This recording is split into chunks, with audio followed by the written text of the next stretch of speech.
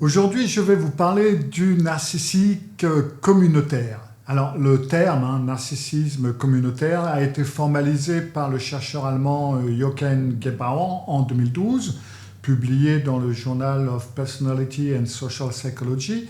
Et la première fois qu'on le lit, on se dit c'est bizarre ce truc-là, un narcissique qui se nourrit d'altruisme, ça paraît oxymore. Et c'est d'ailleurs une question que plusieurs gens m'ont posée régulièrement par rapport à ça, c'est il ne peut pas être narcissique, il ne peut pas ne pas avoir beaucoup d'empathie, il passe son temps dans une association à aider ceci, à aider cela. Alors, tous les narcissiques partagent le même moteur. C'est un besoin de grandiosité, de validation, un sentiment d'être au-dessus des autres. Ce qui va changer d'un type à l'autre, c'est le carburant. Le grandiose dit « je suis le meilleur », le vulnérable dit « je souffre plus que tout le monde », et le communautaire, il va vous dire « je suis la personne la plus dévouée, la plus aidante, la plus indispensable que vous connaissez ou qui puisse exister ». Cyril Malka, le psy chez vous.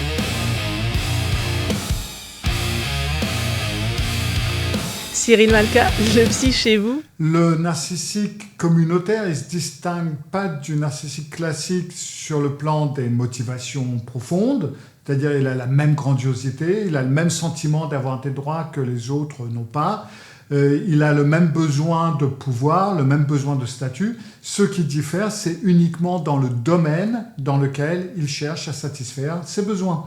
C'est-à-dire qu'au lieu de se mettre en avant par ses performances, son intelligence, sa grosse voiture, il le fait par sa bonté.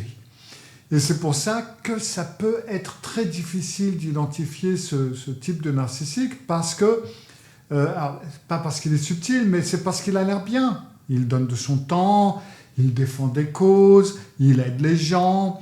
Et donc votre instinct de protection, en quelque sorte, il est court-circuité dès le départ parce que on ne va pas se méfier des gens qui vous semblent bons. Alors maintenant, on va passer à 5 signes qui vont nous indiquer ou qui peuvent nous indiquer un narcissique communautaire. Alors ça ne veut pas dire qu'il ne peut pas avoir d'autres signes, ça va être 5 signes qui pourraient vous mettre sur la voie. Alors le premier signe, il fait le bien pour être vu en train de faire le bien. Gebauer et ses collègues, ils ont mesuré quelque chose d'assez marrant, c'est que les narcissiques communautaires, ils ne font pas, objectivement, plus de bien que les autres, mais ils pensent qu'ils en font infiniment plus que les autres. Il y a un écart massif entre leur auto-évaluation et ce que les autres peuvent voir. Les gens qui les côtoient comme ça au quotidien vont les juger moins généreux, moins fiables, moins altruistes que la moyenne, et lorsqu'ils obtiennent la reconnaissance qu'ils cherchent, ils deviennent paradoxalement moins généreux encore. Une étude de 2015 documente qu'une fois que le pouvoir, les éloges sont obtenus, le comportement communautaire diminue. La générosité, ce n'est pas le but, c'est le moyen. Et ça, c'est un mécanisme que vous retrouvez de façon très très lisible dans le rapport aux réseaux sociaux, par exemple. Là aussi, c'était une étude qui a été publiée dans Personality and Individual Differences, montre que le narcissisme communautaire est associé à une utilisation accrue d'Instagram, Twitter, X, je ne sais plus trop comment ça s'appelle, et une très grande importance qu'on donne aux retours reçus et une surévaluation systématique de la qualité de son propre contenu. Vous avez le smartphone toujours là avant le geste. Chaque action est documentée, postée, racontée. Ce n'est pas pour sensibiliser les gens à la cause, c'est parce qu'une cause, sans témoin, ça ne leur apporte rien. Donc on va les retrouver dans les associations, dans le bénévolat, dans les milieux spirituels et dans certains environnements professionnels qui sont dits à mission. Donc partout où l'altruisme est visible, partout où il est valorisé socialement, vous allez trouver des narcissiques communautaires parce que c'est le terrain idéal. Encore une fois, il n'est pas là pour la cause, il est là pour ce que la cause dit de lui ou d'elle. Alors si vous avez des doutes, si vous voulez en savoir plus, si est-ce que c'est un narcissique communautaire ou quoi, observez. Est-ce qu'il fait les choses sans témoin? Est-ce qu'il fait des choses sans smartphone? Est-ce qu'il fait des choses pour les autres quand personne ne regarde, quand il n'y a rien à poster, quand il n'y a rien à raconter? Si c'est un narcissique communautaire, la réponse, ça va systématiquement être non. Signe numéro 2, c'est qu'il mérite ou elle mérite un traitement spécial parce qu'elle est bonne ou parce qu'il est bon. Alors, le narcissique grandiose, lui, il se dit, bon, ben, moi, je mérite plus parce que je vaux plus, j'ai plus de valeur, en gros. Le narcissique communautaire, c'est une formulation différente, mais le même résultat, c'est je mérite plus parce que je donne plus. En quelque sorte, j'ai plus d'importance. C'est la forme déguisée du sentiment de tout mériter, que tout lui est dû. Et c'est beaucoup plus difficile à contester dans ce cas parce que c'est justifiable. Vous ne pouvez pas lui reprocher de penser que ses sacrifices méritent reconnaissance. Alors, ça semble raisonnable en surface, et c'est justement là où est le piège.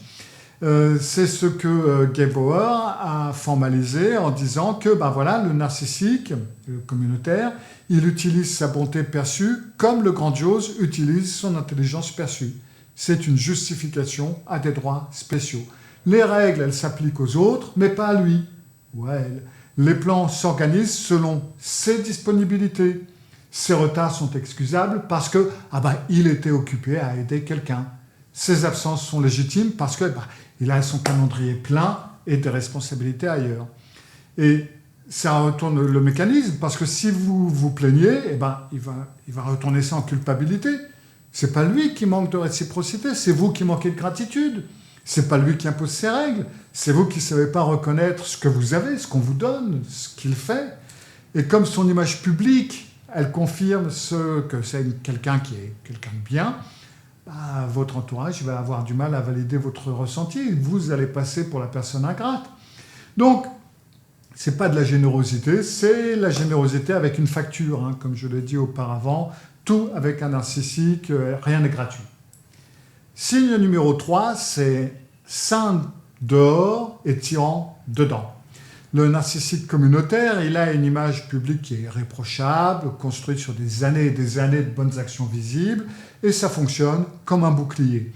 Quand les proches essayent de parler de ce qu'ils vivent réellement, personne ne les croit, parce que la réputation de la personne en question va toujours précéder leur témoignage.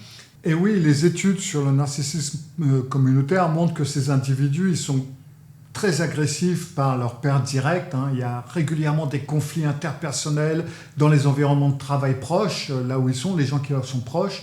Et vu de loin, ce sont les personnes que les personnes admirent.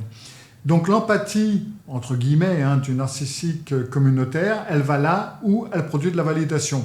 C'est-à-dire les inconnus, les bénéficiaires de ses actions, les admirateurs de ses causes, eux, ils vont leur renvoyer une image positive. Pour ce qui est des collaborateurs directs, partenaires, les enfants, les gens qu'ils voient au quotidien, les collègues, tout ce que vous voulez, eux, ils le voient avec les contradictions, ses absences, etc. Avec eux, il n'a pas besoin d'empathie, parce que l'empathie avec eux, ça ne lui rapporte rien. Au contraire, ça lui coûte, surtout avec les proches, et donc du coup, on s'en fout un peu, même beaucoup. Et donc ce décalage va créer une confusion chez les personnes qui le vivent, parce qu'elles peuvent voir quelqu'un que le monde entier admire, et il se comporte d'une façon radicalement différente quand il est avec eux. Donc la réaction naturelle, dans ce cas-là, c'est on doute de soi, on se dit, le problème il vient de moi, tout le monde le trouve formidable, il est formidable, donc c'est forcément moi qui suis à tort et qui ne met pas le bon prix sur la personne. Signe numéro 4, il se pense ou il se croit systématiquement sous-reconnu. C'est-à-dire que le narcissique communautaire, il a une conviction très profonde, c'est que ce qu'il reçoit comme reconnaissance, c'est toujours en dessous de ce qu'il mérite. Plus simple. Alors, pas occasionnellement, parce que ça peut toujours arriver qu'on trouve que là, mais c'est quelque chose de structurel, c'est toujours. L'écart entre ce qu'il pense mériter et ce qu'il reçoit réellement, pour lui, c'est énorme. C'est une totale distorsion de la réalité, d'ailleurs, c'est bien documenté. Les narcissiques communautaires, ils surévaluent massivement leur contribution réelle, donc ils se perçoivent comme les membres les plus précieux, les plus dévoués, les plus indispensables, les plus importants de leur groupe, quelle que soit la réalité. Et ce décalage, c'est une des caractéristiques types du narcissique communautaire. Alors, ce que ça produit concrètement, c'est que quand un projet échoue, quand il n'a pas l'impact espéré, il ne va pas remettre en question sa contribution, il va inventer un impact qu'il n'a pas eu, cherche où poser la responsabilité de l'échec. Alors généralement, ça va être les collaborateurs, les bénévoles proches, la famille, les amis, les collègues, enfin bref, ce que vous voulez. C'est pas lui. Et quand un succès arrive, eh ben, ça va être lui qui va avoir la part centrale, même si c'est les autres qui ont fait le travail. Et quand la reconnaissance publique va à quelqu'un d'autre, ça c'est une injustice personnelle. Hein. C'est pas quelque chose de neutre, c'est pas quelque chose de logique, c'est totalement injuste. Et donc pour les proches, la conséquence directe, c'est qu'on évolue à côté de quelqu'un qui tient une comptabilité permanente de ce qu'il a donné et de ce qu'il n'a pas reçu. Et cette comptabilité ne se solde jamais. Il ne sera jamais content de l'admiration qu'il aura des autres. C'est jamais suffisant. Signe 5, il a besoin que vous ayez besoin de lui. Le narcissique communautaire, il ne va pas graviter vers les gens qui vont bien, ça ne l'intéresse pas. Il va graviter vers les gens qui sont en difficulté, les gens vulnérables, les gens qui traversent une mauvaise passe, une mauvaise période. Alors en surface, ça ressemble à de la sensibilité, à une capacité à détecter la souffrance des autres, etc. En réalité, c'est une recherche de situation où il peut occuper le rôle de sauveur. Et ce rôle, c'est son carburant. Ce qui révèle un petit peu ce rôle, c'est ce qui se passe quand la personne qu'il aide, ou qu'elle aide, commence à aller mieux. C'est-à-dire quand elle n'a plus besoin de lui, quand elle prend des décisions de façon autonome, et donc du coup elle n'a plus rien à lui apporter, elle n'a plus besoin de ses conseils, elle n'a plus besoin de lui ou d'elle, et à ce moment-là, l'intérêt du narcissique communautaire diminue et va même jusqu'à disparaître pour la cause ou la personne en question. Et subtilement d'ailleurs, il peut même décourager les progrès, minimiser les avancées, ramener l'autre à sa fragilité constamment, parce que quelqu'un qui va bien, justement, il n'a plus besoin d'être sauvé, et quelqu'un qui n'a plus besoin d'être sauvé, franchement, ça ne lui sert absolument à rien. Comme dans toutes les situations avec les narcissiques, quels qu'ils soient, de toute façon, à partir du moment où vous devenez individuel, vous devenez un danger. Alors maintenant, il faut bien remarquer que ce qui était le travail associatif il y a 20 ou 30 ans est bien différent de ce qu'est le travail associatif aujourd'hui. À l'époque, le travail associatif, c'était beaucoup de travail. Très souvent, ça voulait dire qu'on faisait vraiment des sacrifices sur son confort, sur sa vie de tous les jours. On vivait dans des conditions qui n'étaient pas toujours minimales, agréables. Mais depuis, les associations, c'est devenu des porte-paroles, hein, c'est devenu des institutions, et ils reçoivent beaucoup d'argent, que ce soit de l'ONU, de l'Union européenne, des dons de l'État, de la commune, de tout ce que vous voulez. Donc c'est devenu quelque chose qui donne du pouvoir aux personnes qui en font partie, et en plus de ça, qui rapporte pas mal d'argent. Donc il ne faut pas trop s'étonner qu'on va trouver de plus en plus de personnes narcissiques à l'intérieur de ces soi-disant communautés et de ces associations, en quelque sorte.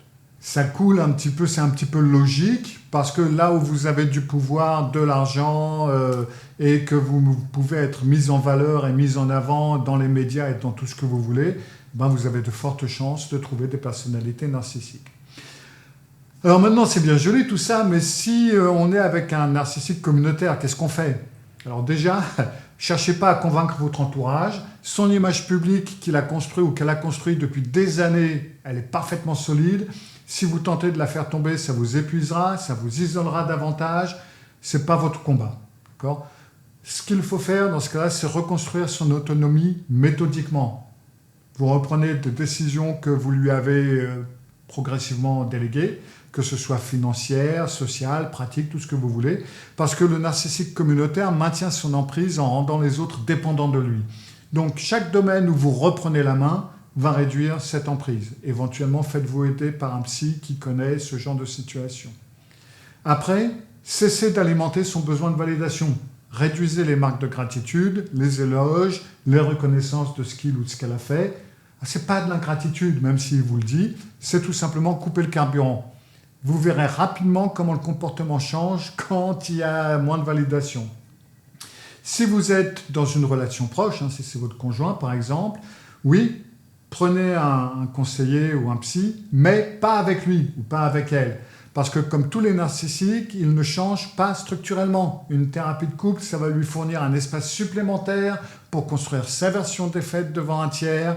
ça va lui donner un vocabulaire encore plus sophistiqué, ça va l'aider à retourner les situations. Le travail va se faire de votre côté, mais pas du sien. Donc, si vous allez en thérapie, tout seul. Si vous devez partir, partez sans lui expliquer pourquoi, parce que de toute façon, il retournera chaque explication en preuve de votre ingratitude. Il a trop donné, vous n'avez pas su le voir, vous êtes ingrat, etc., etc. Donc, peu importe comment vous présentez les choses, la conclusion sera exactement la même. Donc, gardez tout ça pour vous, ne discutez absolument rien. Voilà. Alors, si ça vous a plu, YouTube trouve que vous devriez regarder cette vidéo. Cyril Malka. Cyril Malka, le psy chez vous. Cyril Malka. Cyril Malka, le psy chez vous.